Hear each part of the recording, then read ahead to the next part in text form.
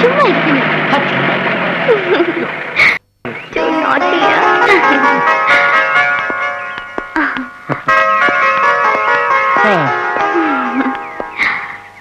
ഇപ്പോൾ സമയം എത്രയെന്നറിയാമോ?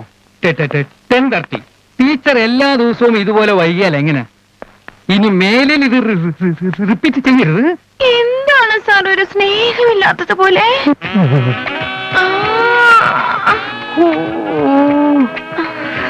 അതൊക്കെ പോട്ടെ ടീച്ചർ. പുതിയ സ്റ്റുഡൻസ് ഒക്കെ എങ്ങനെയുണ്ട്? സുവോളജി ആയതുകൊണ്ട് ആമ്പിള്ളാരെല്ലാം ആവശ്യമില്ലാത്ത ഒരുപാട് സംശയങ്ങൾ ചോദിക്കുന്നു.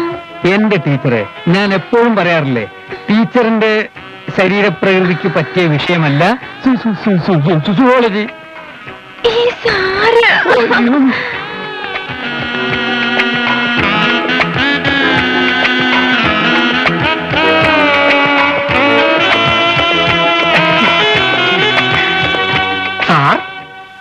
എന്റെ ശരീരപ്രകൃതി എന്തിനു പറ്റിയതാണ്?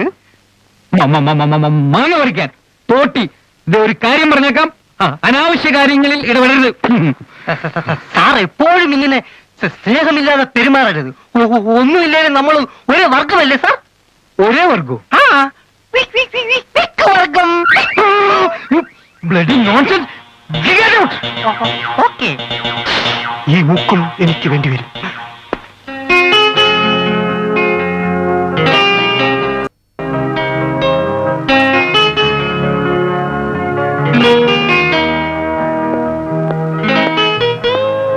ഹലോ,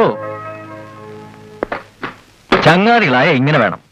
എത്ര ദിവസം ഞാൻ ആശുപത്രി കിടന്നു. ഒന്ന് അവിടെ വരെ വരാൻ നിനക്ക് മാത്രം സമയം കിട്ടിയില്ല അല്ലേ? സത്യത്തിൽ നീ മാത്രം വരാതായപ്പോ ഞാൻ കരുതി എന്നെ തല്ലിയ പക തീർക്കാൻ റാം സാബിനെ തട്ടിക്കളഞ്ഞ് നീ വല്ല ലോക്കപ്പിലും ആയി കാണുമെന്ന്. എവിടെ?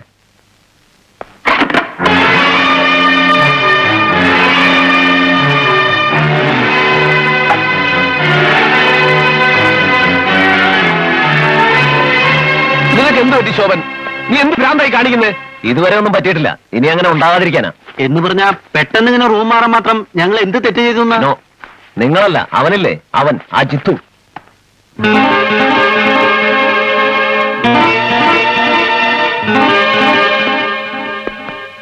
ഞാൻ എന്ത് തെറ്റാടാ നിന്നോട് ചെയ്തത്? തെറ്റല്ല, ചതി. ശോഭൻ, നീ പറയുന്ന ഒന്നും എനിക്ക് മനസ്സിലാവുന്നില്ല. മനസ്സിലാവില്ല എടാ, ഈ ജീവിതത്തിൽ നെഞ്ചറിഞ്ഞ് സ്നേഹിച്ച ഒരേ ഒരു പെൺകുട്ടിയാണ് അവൾ, ബിനു. ആ സ്നേഹം അതേ അളവിലാണ് എനിക്ക് തിരിച്ചു തന്നിട്ടുണ്ട്. എന്താടാ നീ പറയുന്നത്? She loves me. ഒന്നല്ല, 1000 വട്ടം അവളെന്നോട് പറഞ്ഞിട്ടുള്ളതാ. അത് കേട്ട് വിശ്വസിച്ച നീ ഒരു മണ്ടൻ. എഴുതി ഒപ്പിട്ട് വന്നതിനേക്കാൾ വലുതൊന്നുമല്ലോ എന്നോ എപ്പോഴോ പറഞ്ഞ വാക്കുകൾ. ശോഭൻ, നീ സീരിയസ് ആയിട്ടാണോ? വായിച്ചു നോക്ക്, എന്നിട്ട് പറ.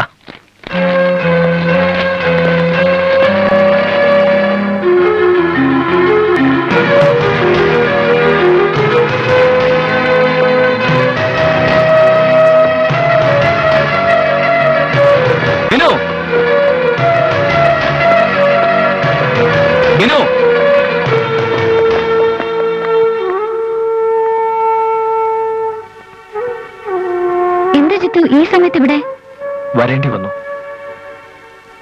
ഒരുപാട് കളിപ്പിച്ചിട്ടുണ്ട്, പക്ഷെ അവസാനത്തെ കളി ഇത്രയേറെ ക്രൂരമാകുമെന്ന് കരുതിയില്ല. ജിത്തു എന്തായി പറയുന്നേ? എനിക്കൊന്നും മനസ്സിലാവുന്നില്ല. മനസ്സിലായിട്ടും മനസ്സിലാവാത്ത ഭാവം നടിക്കാൻ നീ പണ്ടേ മിടിക്കുകയാണല്ലോ. ഇതാ നിന്റെ കൈപ്പടയിൽ നീ ശോഭന എഴുതിയ കത്ത്.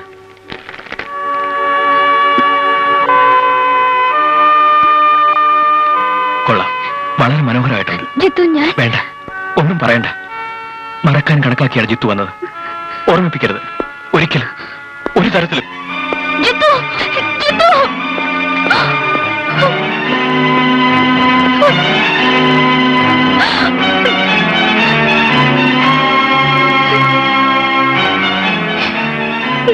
എന്തൊക്കെ ന്യായീകരണങ്ങൾ പറഞ്ഞാലും നീ ചെയ്തത് തീരെ ശരിയായില്ല. ഞാൻ അന്നേ പറഞ്ഞതാ, പെൺകുട്ടികൾക്ക് ചേർന്ന കളിയല്ല നീ കളിക്കുന്നതെന്ന്. ഇപ്പൊ കടന്ന് കരയുന്നത് കാണുമ്പോഴാണ് ദേഷ്യം വരുന്നത്. ഒരാളെ കത്തിലൂടെ പ്രേമിക്കുക, മറ്റൊരാളെ നേരിട്ട് പ്രേമിക്കുക, അതും ആത്മാർത്ഥ സുഹൃത്തുക്കളെ. മതി പറഞ്ഞത്. എനിക്കിഷ്ടമുള്ളത് ഞാൻ ചെയ്തു. ഇനി അതിന്റെ പേരിൽ എന്തൊക്കെ അനുഭവിക്കേണ്ടി വരുമോ അതൊക്കെ ഞാൻ തനിച്ച് അനുഭവിച്ചോളാം. പോരെ. ബിനു, നിന്നെ വിഷമിപ്പിക്കാൻ വേണ്ടി പറഞ്ഞതല്ല. നിനക്ക് ജിത്തുവിനോട് അനിഷ്ടമെങ്കിൽ സത്യാവസ്ഥ നീ കാണുമ്പോ തുറന്നു പറയണം. അയാൾക്ക് മനസ്സിലാവാതിരിക്കില്ല.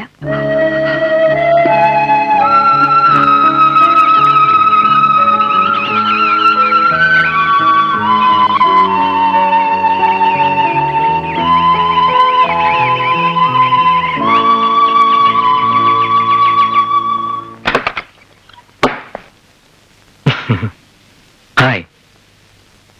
അറിഞ്ഞുകൊണ്ട് ഒരു തെറ്റും ഞാൻ നിന്നോട് ചെയ്തിട്ടില്ലല്ലോ. പിന്നെ എന്തിനാടാ ഇങ്ങനെ ഒരു പിണക്കം? കമാ, വാ, നമുക്ക് നമ്മുടെ മുറിയിൽ പോവാം. വേണ്ട, ഇനി നമുക്കൊന്നൊരു വാക്കില്ല. നിന്റെ എന്റെ, നിനക്ക് എനിക്ക്, അത്രേ മതി. ദേ, വെറുതെ വാശി പിടിക്കരുത്. ഒരു പെണ്ണിന് വേണ്ടി പിരിയാവുന്നതാണോടാ നമ്മുടെ ബന്ധം? പോട്ടടാ, നമുക്ക് അവളെ മറക്കാം. മറക്കാൻ നിനക്ക് കഴിയുമായിരിക്കും, പക്ഷെ നെവർ, എനിക്കാവില്ല. ശോഭൻ, ഈ നെഞ്ചിൽ നിന്ന് അവളെ പറിച്ചെടുത്ത് നീയാണ്. ഒയ്ക്കോ, ഇല്ലെങ്കിൽ കളിച്ചും ചിരിച്ചും നടന്നിരുന്ന ഈ ശോഭന്റെ മറ്റൊരു മുഖം നിനക്ക് കാണേണ്ടി വരും. പോ.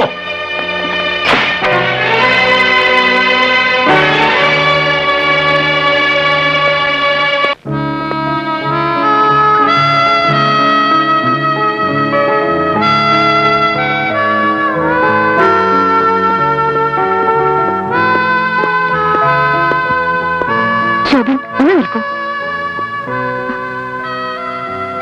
തെറ്റാണ് ഞാൻ ചെയ്തത്. പൊറുക്കാൻ ശോഭന് കഴിയില്ലെന്നറിയാം. പക്ഷേ എന്നെ മറക്കണമെന്ന് പറയാനാ ഞാൻ വന്നത്. എത്ര നിസ്സാരമായി ബിനുവിനത് പറയാൻ കഴിഞ്ഞു.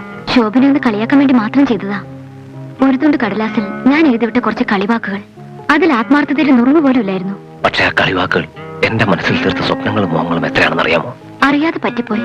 മറ്റൊന്നിലും എനിക്ക് വേദനയില്ല. നിങ്ങൾ ശോഭനും ചിത്തുവും വർഷങ്ങളായുള്ള നിങ്ങളുടെ സ്നേഹബന്ധം ഞാൻ മൂലം തകരരുത്. പ്ലീസ് ശോഭൻ, എല്ലാം പറഞ്ഞു നിങ്ങൾ ജിത്തുവിനെ സ്നേഹിക്കണം. നോ, അവന്റെ കാര്യം മാത്രം എന്നോട് മിണ്ടരുത്. അവൻ ചതിയനാണ്. നിന്നെ എന്നിൽ ശോഭൻ, നോ, നിന്നെ എനിക്ക് വേണം, എനിക്ക് മാത്രം. ഈ ജീവിതത്തിൽ ഞാൻ ആത്മാർത്ഥമായി സ്നേഹിച്ച ഒരേ ഒരു പെൺകുട്ടിയാണ് നീ. ഓഹോ, അപ്പൊ ഈ കാണുന്ന പെൺകുട്ടികളോ? ഇവരെ നിങ്ങൾ ആത്മാർത്ഥമായി സ്നേഹിച്ചതല്ലേ? ഇവർക്ക് സ്വപ്നങ്ങളും മോഹങ്ങളും കൊടുത്തില്ലേ നിങ്ങൾ? എന്നിട്ട് ഒടുവിൽ സംശയിക്കണ്ട, ആ വേദന നിങ്ങളും മനസ്സിലാക്കാൻ അറിഞ്ഞോട് തന്നെ എഴുതിയതാ കത്ത്. ആ കത്ത് വെച്ച് നിങ്ങൾ എന്ത് കളി കളിച്ചാലും എനിക്കൊരു ചുക്കുമില്ല. പക്ഷെ ജിത്തുവിനെ ഞാൻ ആത്മാർത്ഥമായി സ്നേഹിക്കുന്നു. ഈ കാരണത്താൽ ജിത്തുവിനെ എനിക്ക് നഷ്ടമാവരുത്. നഷ്ടമായാൽ സഹിക്കില്ല ഞാൻ.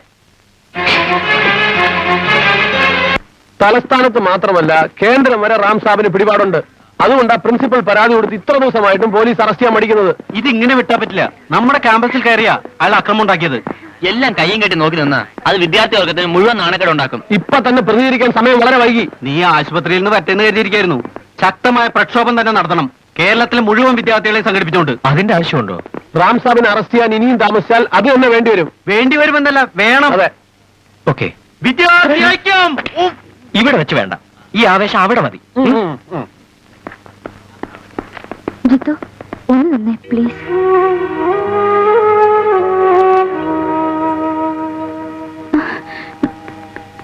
അമ്മൂമ്മേരെ മുദ്രാവാക്യം. സുബേർ, സുബേർ, ഒന്ന് നോക്കൂ.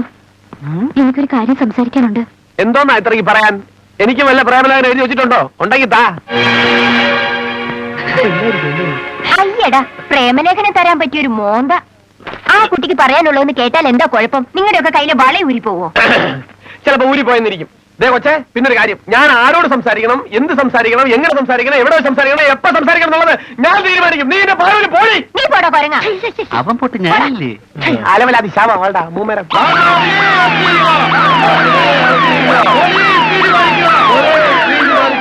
മാറി നിൽക്കണം. വഴിയിലെ തടസ്സമുണ്ടാക്കി വെറുതെ പ്രശ്നം ഉണ്ടാക്കരുത്. പ്രശ്നങ്ങൾ കുത്തിപ്പൊക്കാൻ ഞങ്ങൾക്കും ആഗ്രഹമില്ല. ആ വാഹനത്തിലിരിക്കുന്ന മാന്യ ദേഹത്തെ കണ്ട് രണ്ട് വാക്ക് സംസാരിച്ചാൽ മാത്രം മതി. വഴി തടഞ്ഞുകൊണ്ട് വേണം നിനക്കൊക്കെ ആഭ്യന്തരമന്ത്രിയോട് സംസാരിക്കാൻ.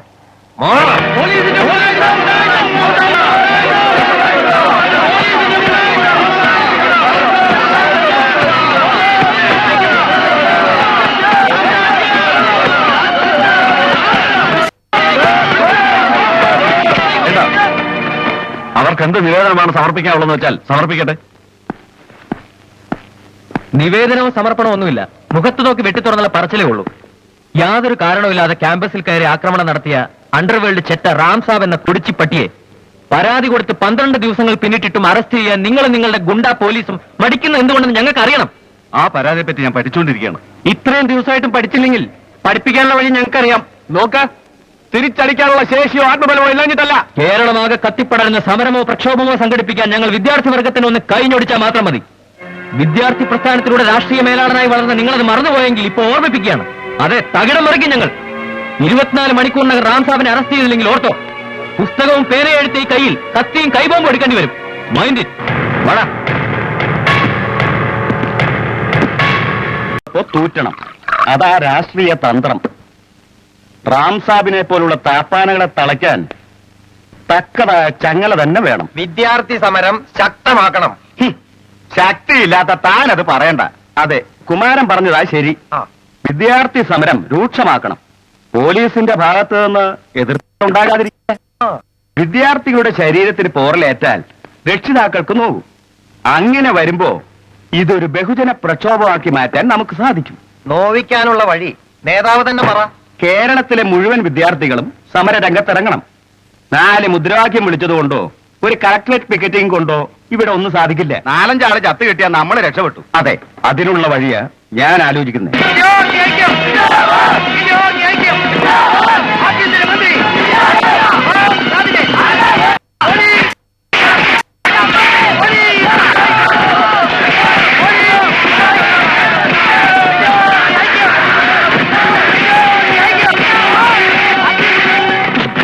വന്നിപ്പോ ബാക്കിയുള്ളവർക്ക് കൂടി പുറത്തിറങ്ങി നടക്കാൻ പറ്റാത്ത സ്ഥിതിയാ.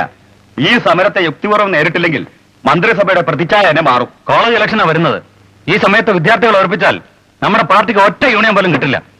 തുറന്നു പറയുമ്പോൾ ആർക്കും പൊള്ളണ്ട. ഈ റാം സാബ് എന്ന് പറയുന്ന കളനെ രക്ഷിക്കാൻ ആഭ്യന്തരമന്ത്രിക്കുള്ള താല്പര്യം എന്താണെന്ന് ഞങ്ങൾക്ക് അറിയണം. നന്ദിയില്ലാത്തവരും പറയുമ്പോൾ സൂക്ഷിച്ചു പറയണം.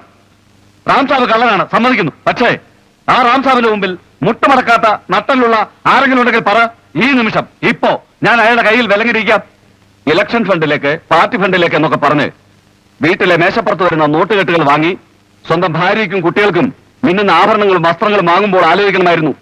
ഈ എച്ചിലെടുക്കാൻ സ്വന്തം കൈകൾ തന്നെ വേണ്ടിവരുമെന്ന്. പരസ്പരം പാരവയ്ക്കാതെ വിദ്യാർത്ഥികളെ തൃപ്തിപ്പെടുത്താൻ വല്ല മാർഗമുണ്ടോന്ന് ആലോചിക്കേ.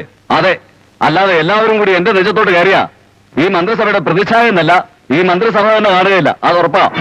താനെ കോത്താഴത്ത മന്ത്രിയാണോ? എന്ത് ഭാവിച്ചത് എന്റെ പുറപ്പാട്? ഒരു മന്ത്രിയും കാണാൻ മന്ത്രിമന്ത്രിപുരം പോകേണ്ട ഗതികേടൊന്നും ഈ റാം സാബ് ഇതുവരെ ഉണ്ടായിട്ടില്ല. പക്ഷേ താനായിട്ട് അത് ഉണ്ടാക്കി. സാബ് വെറുതെ ചൂടാകരുത്. പിന്നെ ചൂടാകാതെ താനെന്ത് പോക്കത്രമാണോ കാണിച്ചത്? കോഴിക്കറി 1-2 പിള്ളേരെ തട്ടുകയും തടയുകയും ചെയ്യുമെന്ന് വെച്ച് താൻ തന്റെ പോലീസിന് വിട്ട് എന്നെ അറസ്റ്റ് ചെയ്യിക്കുമല്ലേ? ഞാനെങ്ങനെ സ്വയം ഒരു തീരുമാനം എടുക്കുമെന്ന് സാബിന് തോന്നുന്നുണ്ടോ? ഇത് എന്റെ പാർട്ടിയുടെയും മന്ത്രിസഭയുടെയും തീരുമാനമാ. നാട് മുഴുവൻ പടർന്നു പിടിച്ച വിദ്യാർത്ഥി പ്രക്ഷോഭത്തിന് അനന്തര ഫലം.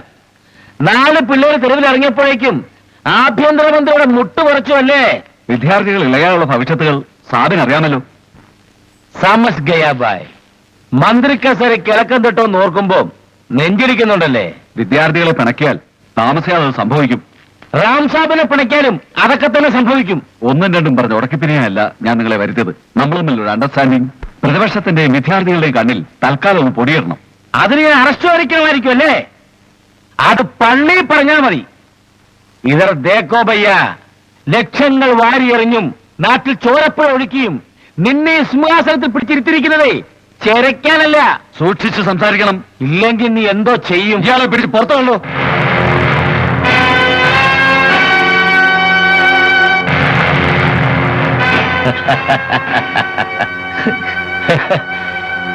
എരണേഴത്തെ രാവുണ്ണി മകൻ ഗോപാലകൃഷ്ണൻ.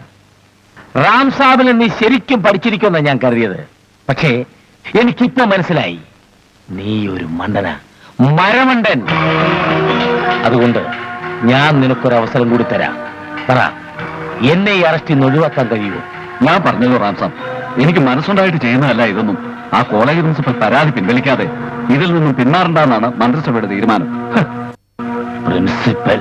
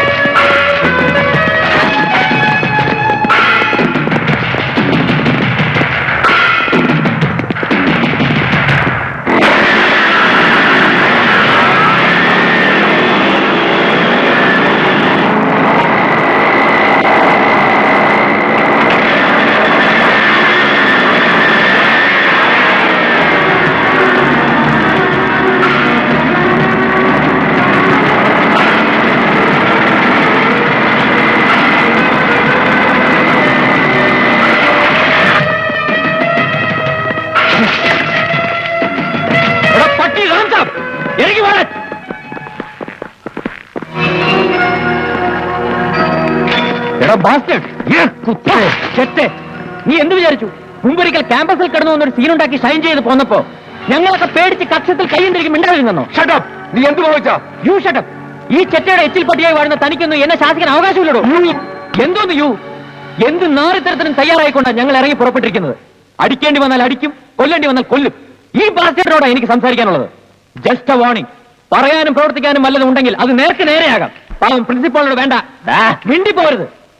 ഞങ്ങളുടെ പ്രിൻസിപ്പാളിന് എന്തെങ്കിലും സംഭവിച്ചാലുണ്ടല്ലോ, ഉള്ളവന്റെ മുമ്പിൽ മൂക്കും കുത്തി നിന്ന് ആസനവും കഴുകിക്കൊടുത്ത് നീ ഉണ്ടാക്കിയെടുത്ത നിന്റെ ഈ കോലവും സാമ്രാജ്യവും ഒരുപിടി ചാരമാക്കും ഞങ്ങൾ. തു സംസാ കുത്തേക്ക ബച്ച.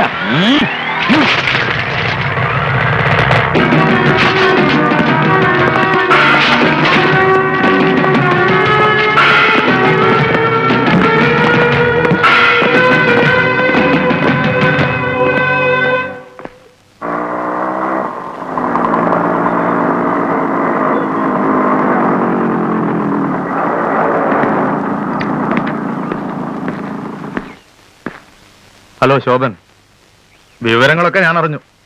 ഈ ആത്മാർത്ഥ കടപ്പാട് എന്നൊക്കെ പറയുന്നത് വെറും കള്ളമാണെന്ന് ഇപ്പോൾ മനസ്സിലായോ? എല്ലാവരും സ്വാർത്ഥരാണ്. അല്ലായിരുന്നെങ്കിൽ സ്വന്തം സുഹൃത്ത് തന്നെ നിന്നിങ്ങനെ ചതിക്കുമായിരുന്നോ?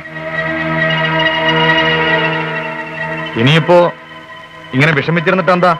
ഒന്ന് സ്മാർട്ട് ആവടോ. പഴയതൊക്കെ മറക്കാൻ വിഷമമായിരിക്കും അറിയാം. മറക്കണ്ട, പക്ഷെ ചതിക്ക് ചതി. അതാണ് ഞങ്ങളുടെ പോളിസി. നിങ്ങൾക്കിപ്പോ എന്താ വേണ്ടത്? ശത്രുവിന്റെ ശത്രു മിത്രമാണെന്നല്ലേ പറയാറ്? നിനക്കിപ്പോൾ ആവശ്യം നിന്റെ ശത്രുവിനെ തകർക്കാൻ കരുത്തനായ ഒരു മിത്രത്തെയാണ്.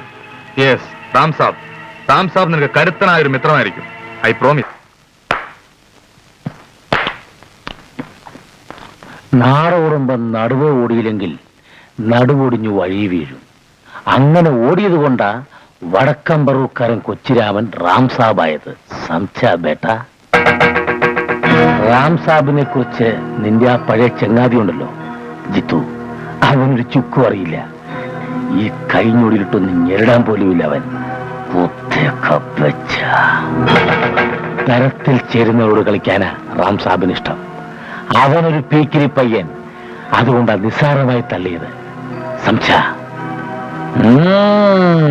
നീ എന്നോട് ഇത്തിരി കളിച്ചിട്ടുണ്ട്. പക്ഷെ നീ മിടുക്കനാ. നിനക്ക് ഒഴുക്കിനൊത്ത് നീന്താൻ അറിയാം. നീ നീന്തിക്കോ, കൂടെ റാം സാബും ഉണ്ട്. പിന്നെ പിള്ളേര് വന്ന് ഇലക്ഷന്റെ കാര്യം പറഞ്ഞു. കഴിഞ്ഞ വർഷത്തെ ചെയർമാൻ അവനായിരുന്നല്ലോ. അവനെതിരെ നിർത്താൻ പറ്റിയ ഒരേ ഒരു സ്ഥാനാർത്ഥിയേ ഉള്ളൂ. ശോഭൻ കുമാർ ജി, നീ ജയിക്കണം.